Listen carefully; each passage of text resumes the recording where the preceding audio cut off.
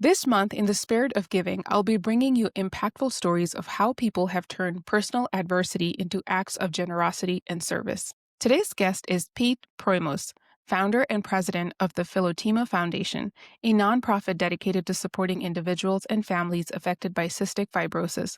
Welcome to Success Reimagined.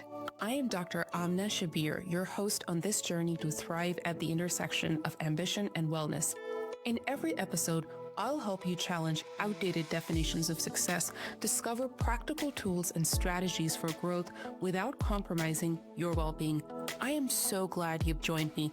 Let's reimagine what's possible together. Pete was diagnosed with CF at birth, a condition that once carried a very limited life expectancy. Instead of letting that define him, he has built a life, a family, and a mission. In his TEDx rally talk, Find the Thing That Breaks Your Heart and Refuse to Look Away, Pete shared how heartbreak became the spark for a foundation that now uplifts hundreds of families. If you'd like to learn more or support their mission, visit philotimofoundation.org. We'll share the link in the show notes as well. I had the honor of witnessing this TEDx talk live, and there were many people crying, and everyone stood up when the talk was over. It is my pleasure to invite Pete to our podcast. Welcome. And right before we started recording, you held up something which none of my guests have held up so far because you're so thorough in your preparation. Oh my goodness. For the people on camera, you can probably watch this. Pete has a cutout version of my head from the logo of Success Reimagined. So this is an interesting share. Thank you for that, Pete. I was totally surprised. Yeah. Anything that you say during our conversation that needs to be redirected back at you is going to be Okay. All right. I want you to please share your journey and why we should all be closely listening to it. I was diagnosed at a very young age with cystic fibrosis. I'm 40 years old. So to put it plainly, CF is a rare genetic disease impacted by about 40,000 people in the United States. It is a faulty protein in my body that affects the way salt moves in and out of cells. And that causes a really thick and sticky mucus, like the consistency of rubber cement. And so it's very hard to cough up. It's very hard to purge out of, let's say, a tube in your body that moves fluid from organ to organ, and there's no cure for it.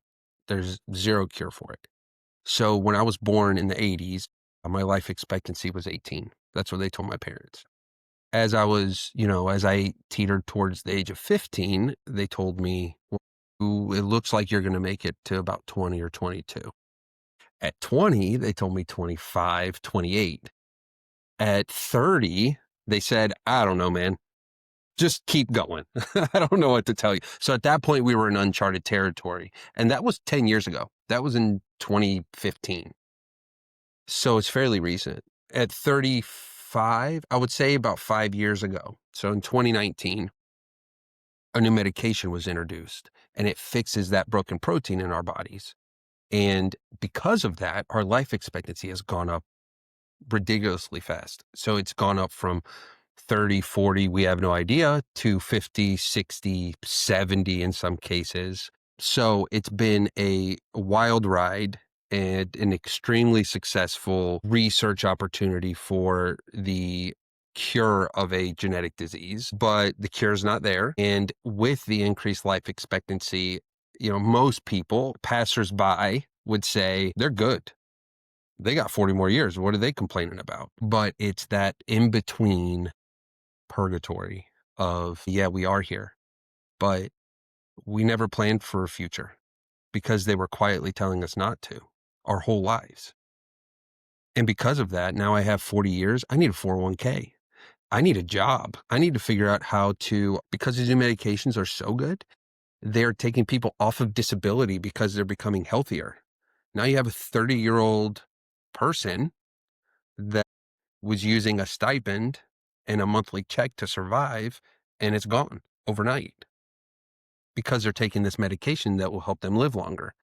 So they are making a decision now. Do they take the medication or do they stop the medication and stay on disability because the world's against them? Our foundation tries their best to fix that, where no, I don't want you to ever have to make that decision. Is it medication or is it life? You can have both. And I will make sure of it for as long as I'm alive, I will make sure of it. In just a short span of time, you've made my mind go to all these different places in terms of tough questions. Like, that is a road that's littered with tough questions. There's possibility, there's promise. Thanks to medical science, we're having this conversation.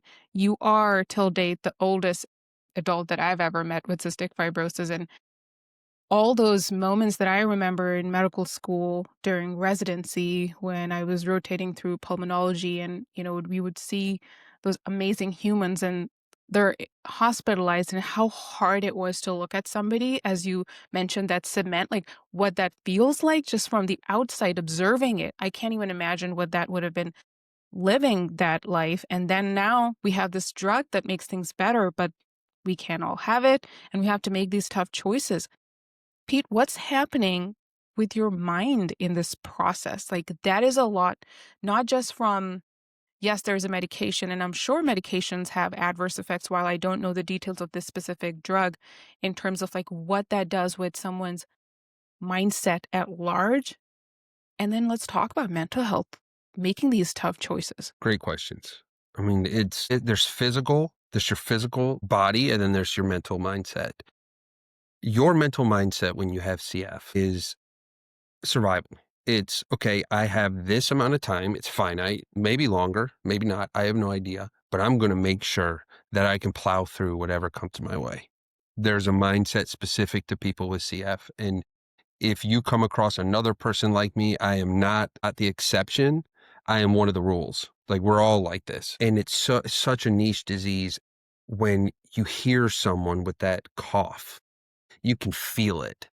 Even as a person that's watching them cough, you can feel how deep that is and how much it seems like it hurts. Now add the fact that I have it and I know what that cough feels like, and I see a 15-year-old or a 9-year-old or a 50-year-old with that cough, and I think, what can I do to make your life easier? At the very least, I'm going to give you what I have access to. That that definitely helps with my mental health. But imagine what that person's going through of, I don't have that choice. I don't know how to get that medication. Even without the medication, 10% of people with CF, they're on a different mutation of CF and they don't qualify for the drugs. So let's take away 32,000 people in the United States that have access. What about the 8,000 people in the United States that have said, don't forget about me? Like, what do I get? Nothing? And those are the people that I will never leave behind. Those are the people that I fight every day. You know, people may say drugs are coming out, people are getting healthier, they can make it on their own. Great. They're covered. Who's not covered? And that's where I'm focusing all of my time, because unfortunately, like, my mental health is based on the adage that, like, you're only as happy as your unhappiest child. These are all almost your children that you're trying to figure out, like, who's happy? You're fine. Let me go see who's unhappy and try to fix that. Let me try to find other people and other tools and other ways that we can help create rather than destroy and pass by and not pay attention to it. And it's not just CF, it's anything. Mental health is, in a world of perfectionism, which you know very well, there's significant beauty in being imperfect, and nobody's perfect. I think there's good people in everybody. There's a good person in everybody. And as long as you're trying to be that good person, you can be not so good of a person now and then. But if the ultimate goal for you is like this balancing of scales to fix or to create or to make sure that the person that's left behind is picked up, that's what this foundation's trying to do. And hopefully that, these tools that we've created at the Filotimo Foundation, you can rinse and repeat it with anything. If someone comes to me and says, look, I don't know anything about CF, but we have MS in our family. How do we deal with this? Great. Come on over. I will use all of my tools and assets to help you create your own structure and platform to do the same thing I'm doing. I think that's the most important thing. That is so powerful and beautiful. And it seems that this purpose that you have of not leaving anyone behind, whether they have CF or they have other illnesses, whether they can afford medications, and bridging that gap is tied so deeply to your purpose and is really helping that mindset and mental health piece that you're talking about. But I want to double click a little bit, and this might get uncomfortable, so please feel free to Can't answer wait. or pass, Nope. however you see fit. You said like, okay, now I need to have a 401k. And so let's zoom in a little bit about on that specific part, because when you open your TEDx talk, like that opening story, I am going to encourage everyone to go and listen to Pete's talk. It is incredibly moving. And you know what? I never thought that despite being a physician and observing and empathizing with chronic illness, I never thought from the standpoint of a child, like what that looks like when you don't know if you are going to make it to college, whether, how do you plan for that future? What was that like at that time? And then how has this medication, share a little bit more, shifted things for you on that level? It was look, everyone has traumas. Everyone has demons. These are mine for the most part. But I'm working through them and, someone telling you when you're 13 that there's 5 years left, that's 60% of the life you've lived, and you don't even remember most of it. So, that's not as hard as when you're 16 and 17 and you see everyone going to the next stage of their life. And it's just these constant beatings, right? It's okay, let's get through high school. Everybody's leaving. What do I do? Can I go? And I do. Just because I have the means, other people may not, or they're on disability, or they're scared to get sick. At that point in my life, I didn't, so I went. But then, like, people are dating and they're meeting others, and I'm still hiding this thing that exists in my life. And then you're 22, and then people are talking about jobs. I'm like, well, what do I need a job for? I'm not worth the time. I'm not worth using my time to create a job for myself in a future because there isn't one. That's my story. That is a rinse and repeat to 40,000 people in the United States. I had the means though. So I got really lucky. I did have a job. But then, at 30, they hit you again. They say, look, you're infertile. Nobody told you this. I'm sorry that happened, but like you can't have a family naturally. You can go through IVF treatment if you want, but like at that point, my brain shut down when I was at that appointment. So it's just like me as a person with CF, your life is just like your milestones in your life are based on appointments you had at a doctor. Now, take that person and imagine that person is your daughter. How does that make you feel? I feel that to the 10% of the people that don't have medical coverage or don't have the mutations that anyone cares about right now. There are advancements, it's catching up, but I could not imagine somebody whose parent is standing there and saying, "What about my daughter? How is that fair?" And the medications do come into play. There's side effects to them, whether it's, affecting your liver, causes depression, causes a change in your overall weight, right? Your physical weight, which can lead to mental issues. There's a lot. There's a lot. In a world where we are trying to survive and potentially thrive with these new advancements, the world's against you. And heavy mental lift, especially when you can feel it from your parents who also are feeling it more intensely even than you are. I don't know. It ain't easy.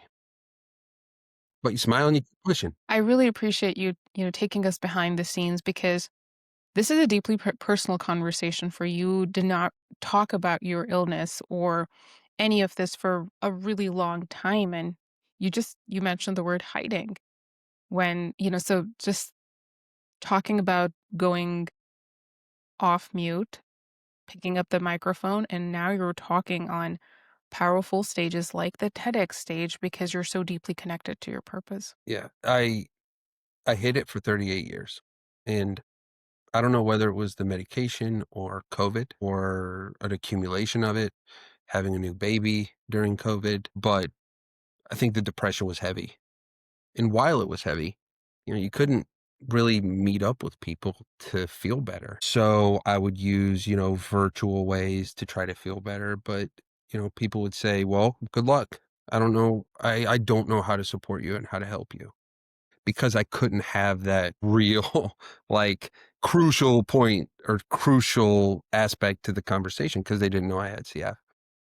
So I'd never feel like it was worth it because I felt weak by saying it since I never talked about it. So I talked about it a couple times when I did. It was met with mixed reviews. I mean, some people didn't know how to help, couldn't either handle it or didn't want to handle it. There were a couple of those. There were a couple that leaned in and said, like, I'm here with you. What can we do? And to survive that mental heaviness and that mental nightmare, you just kind of gravitate one way for survival at that point. So when that was like my introduction into like, okay, I have to tell people because that's the connecting factor for people to understand how bad what it is that I'm going through is happening. But when the foundation started happening and when I did become unplugged and the microphone was attached to me was probably 18 months ago to 2 years ago when I was going out to partners and I was saying, look, I need help. Like these CF patients need help. And they would say, oh, okay, well, what's the tie to you? You have the money to donate, just donate it. I have a close family member with it and it wouldn't click. And then once I realized what it was, I was cognizant of it, but I still wouldn't talk about the fact that I had CF. And then one day I was in an appointment with our fertility partners and they were like, what's the connection? And I go, I have it. I have it. You guys are the reason I have 3 kids. Your urologist is the reason that I have 3 kids. And they immediately looked at me and go, cool, we're in, whatever you need. And they've been our partner for the last almost 3 years or 2 years. So that's when I was like, oh no, I have to do it. And since then it's been gangbusters for sure. Was there an element of perfectionism, whether it was a cultural perception, whether it was your own perception that was potentially playing a role in this journey of concealing, or was it just like, I want to be in survival mode? Why not share it earlier? I'll tell you a story for that. My parents are Greek immigrants and they immigrated to Gary, Indiana when they first came to the United States in the 70s. The reason being because there was a steel mill there. So you'll see in a lot of places with high concentration of steel mills, you'll see a high concentration of immigrants, like Pittsburgh, Birmingham, Alabama, of all places. There's a steel mill there. Chicago, Gary, Indiana, which is probably the largest steel mill at the time in the United States. So when they immigrated there, obviously their culture is always like, keep it to yourself. But when we were in Chicago and I was diagnosed, around the age of 5, my dad took me to a doctor's appointment with one of the leading pulmonologists for CF in the early 80s, which really they didn't know much about CF. But he said, look, your kid's healthy. He's pancreatic sufficient. He seems good. He's healthy. Just hide it for as long as you can. Let him live a normal life for as long as you can, because for all you know, you can get hit by a bus tomorrow. And this never came up and he got to live a happy life. And my dad was like, okay, whatever. So we left.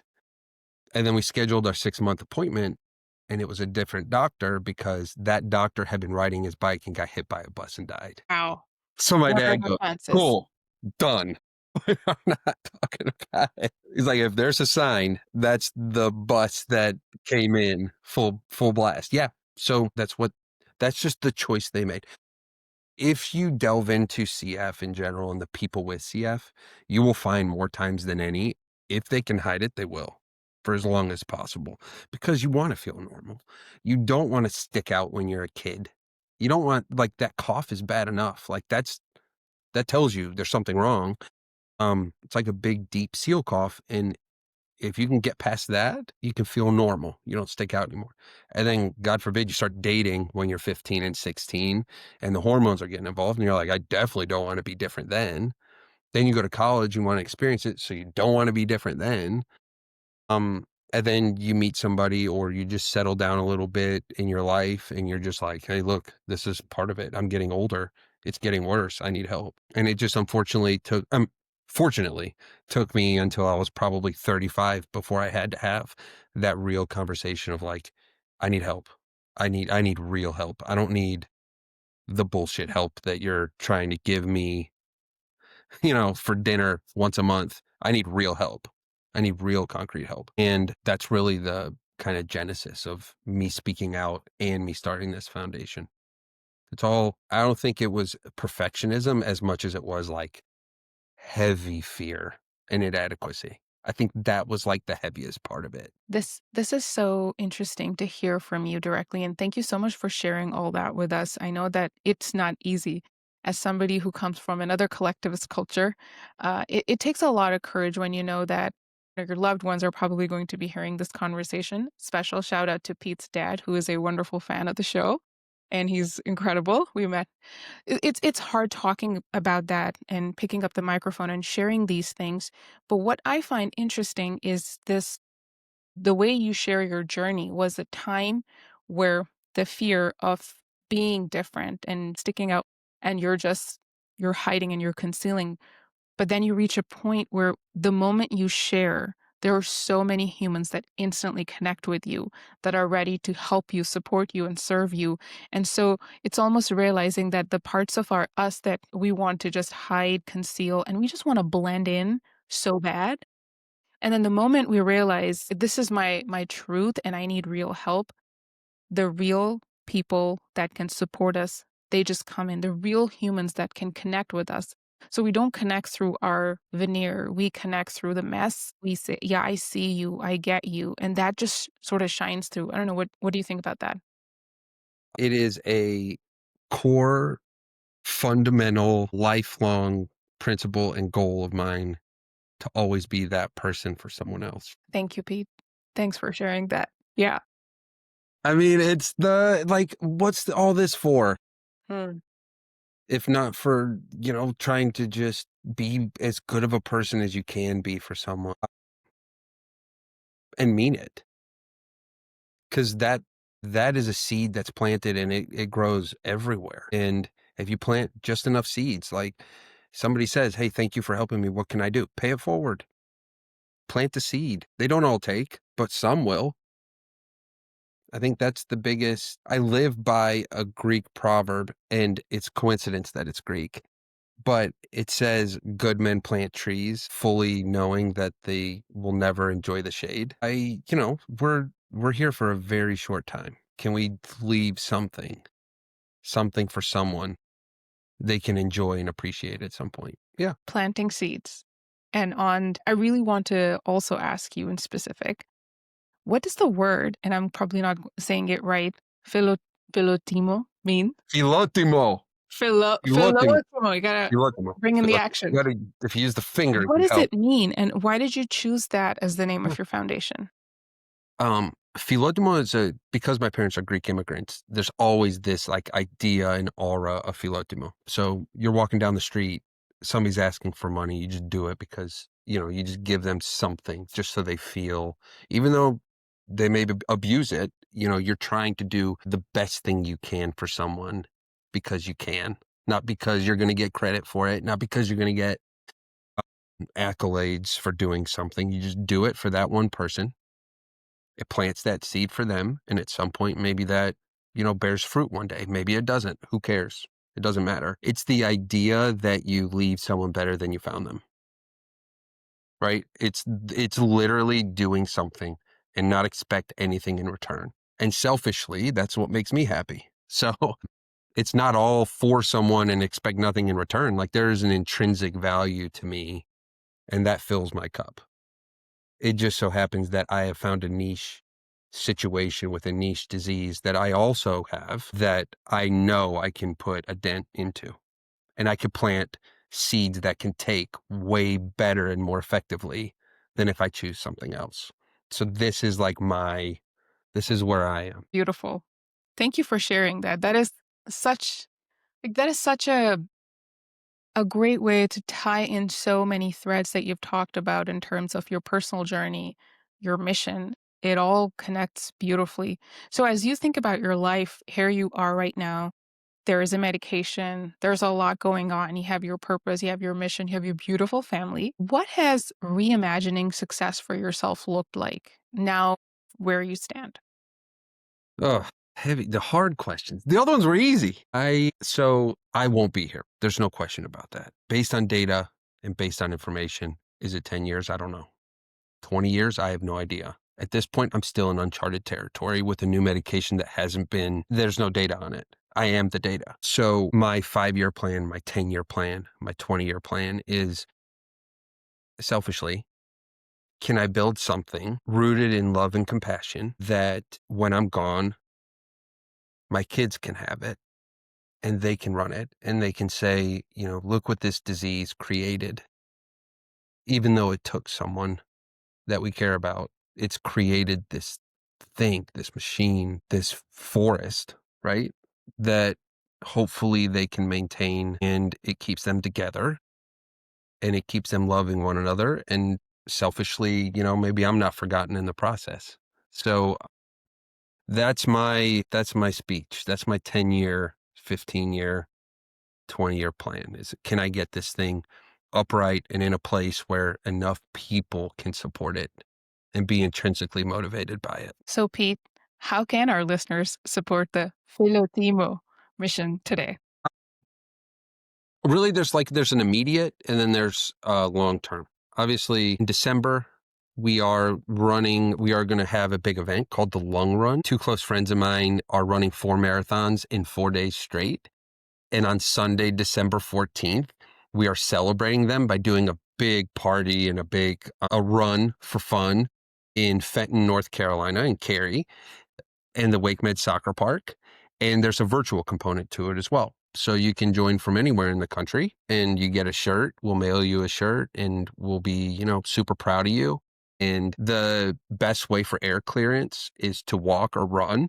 That gets the lungs pumping and warmed up so you can have that airway clearance. So I think it's a really beautiful way to promote advocacy. That's short term. That's like we need to still increase advocacy. There's a whole coalition of CF nonprofits really pushing that agenda of like, we're here. We would love if, when you're on the holiday chopping block with your family and you guys have $100 and you want to know where to donate it or what good you can do. Cystic Fibrosis, not our foundation, including our foundation, but all the foundations. If cystic fibrosis is part of that conversation, we've won because we're not forgotten. So there needs to be more work done on that, which we are doing daily. So long-term, spreading the word, getting the name out there for CF in general. You'll find very quickly, if you're not directly related or connected to CF, you're once removed from CF or experiencing it like you did, where someone may need help. Connecting with that person and telling them hello you have no idea how much that means to people. And then, of course, donations. I mean, we run a foundation. A lot of what we do at our foundation is our family supports all of the operational expenses. That way, every dollar donated is one full dollar that goes to a patient. Everything on the back end is covered by us. I think that's the most important thing for our foundation long term is, can we create that environment where Amna donates $1, right? And that dollar goes directly to somebody that needs money for food or rent or just being a person.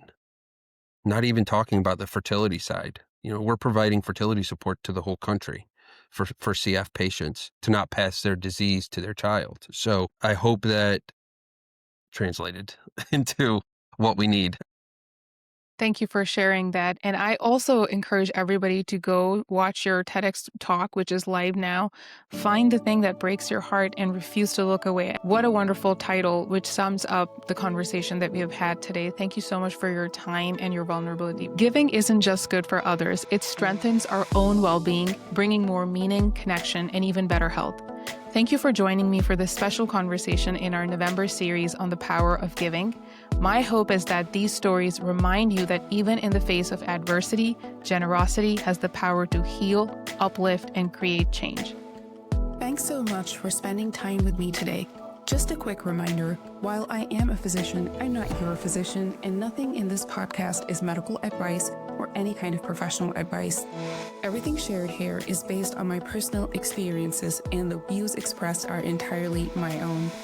If you enjoyed today's episode, I would love for you to rate, review, subscribe, and share the show with anyone who might need a little inspiration to redefine their own version of success. I'll see you next time. Until then, keep reimagining success one small step at a time.